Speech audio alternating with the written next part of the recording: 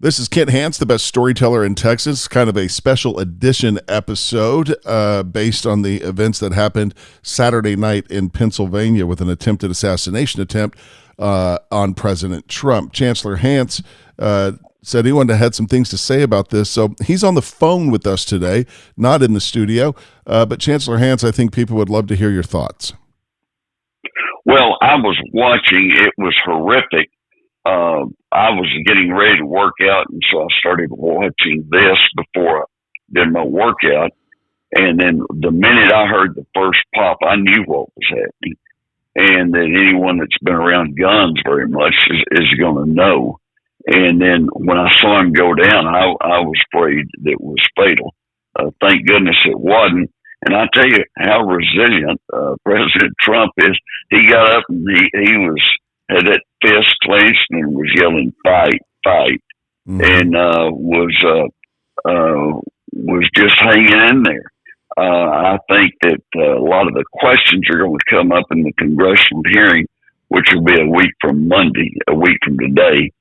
And the question is, there were a lot of witnesses, several witnesses, one on BBC that said that he saw the guy crawling, bear crawling, he said, across the roof, and he started yelling at the police, that there's a guy over there with a gun crawling on the roof.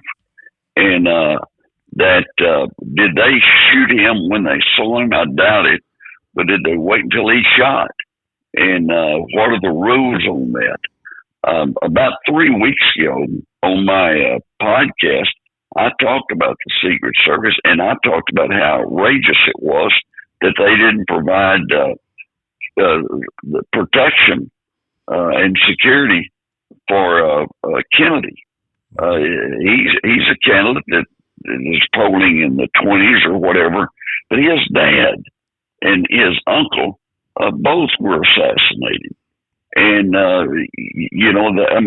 they should. Maybe they'll wake up and do it now. Now, they don't have the same type of security for Trump that they do for the sitting president, but I think they should for the party nominees or somebody that's a third party that's running close. They need to make sure they have security for them. And they said, well, that building was outside the perimeter. Well, that building's 150 yards away. You're talking about a football field and a half. And anyone that's been in the military, that's been a sniper, they're deadly at a mile. They can be very deadly. And so for to have someone on a building, it doesn't matter whether it's a local cop or who, there ought to be somebody on top of every building. And all of this is, second guessing. But we need to make sure that this never happens again. And we'll just have to look and see, how good the Secret Service was doing on it. I think the agents that were right there, they did as good a job they could under the circumstances. But this is something that we have to really watch. And you got copycats that'll be trying to do things, and it's just a terrible situation. You mentioned that the shooter being 150 yards away from an elevated position. Even for someone that's not a sniper, anybody that has sat in a deer stand knows that a 150-yard shot is not very far. It's not very far, and it's a pretty easy shot. Yeah. Especially just like when you're in a deer stand, you're shooting down, you're shooting at an angle, and you have a good open view. And I'm glad that President Trump survived this thing. He's resilient. You look at all that's happened to him. They civilly sued him, they criminally sued him, indicted him, gotten him convicted of a trumped up case in New York, and that had been impeached a couple of times. The one thing that I admire him above all else, he stays focused on what he's trying to do. I understand why he's been successful in business, because he stays focused and he doesn't jump off, chasing rabbits down other trails. He is focused on what he's trying to do at the time. And I was really impressed he was less than a half inch probably of getting killed. Yeah. And, it's just unbelievable. We're telling a whole different story if that shot is a half inch the other direction today. Were you surprised to hear that President Biden actually called and spoke with President Trump? No, I would think that he was, that his advisors at least told him, you need to do that. That's important. I know that the Biden campaign is pulling back all TV ads right now. They had spent millions of dollars in production and getting them done, and apparently the messaging that we were going to see is they deem not appropriate given the circumstances on Saturday night. Well, but I don't know what they're going to do. The whole theme goes back to the January 6th hearings, and they say he's going to do away with democracy. And someone that believes that thinks that, that Donald Trump is going to end democracy and everything, it's just crazy. But some nut, let's say that 1/10 of 1% of the population, that's a lot of people, that decides that they're going to, keep him from doing that, and they go after him on it. And so it's just a bad situation. I don't know what they're going to do in their campaign, but their whole campaign, the Democrats' whole campaign, was to say, well, he's going to do away with democracy. And that was their big, they're going to say that now after he got shot. He's the one that got shot. He's the victim of that. Yeah, you can only tell people so many times that he's the next Hitler and that he's going to anoint himself a king and do away with democracy, be a dictator. You can only tell people that so many times before someone is going to believe it, and it's pretty normal to think that someone will resort to violence if they hear it enough. Sure, and that's the reason they shouldn't be saying things like that. They've really attacked him, and when they have made so many statements, you go back to the day after he was sworn in, after Trump was sworn in back in 2017, is that you had Madonna and those people that were talking about they want to blow up the White House and everything. And the national media didn't make a big deal out of it. They just kind of, that's what say it. Mm-hmm. If some conservative had said that about Biden in 2021, there'd have been hell to pay.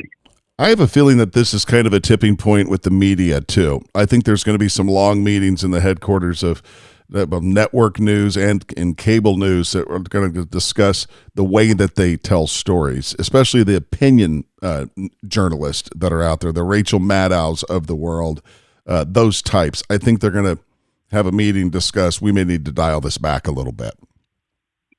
I don't know if they will. I don't know that they'll have a meeting, and I certainly don't know that any of those people are going to dial it back at all. I think they tell that story to themselves and to their friends so many times they get to believe it. True. And it's difficult for them to get them to retrace anything, and that they need to be talking about the issues. Trump wants to do something immediately about the border and continue to build the wall, and Biden doesn't. I mean, that's their issues. That's what they've both taken separate approaches.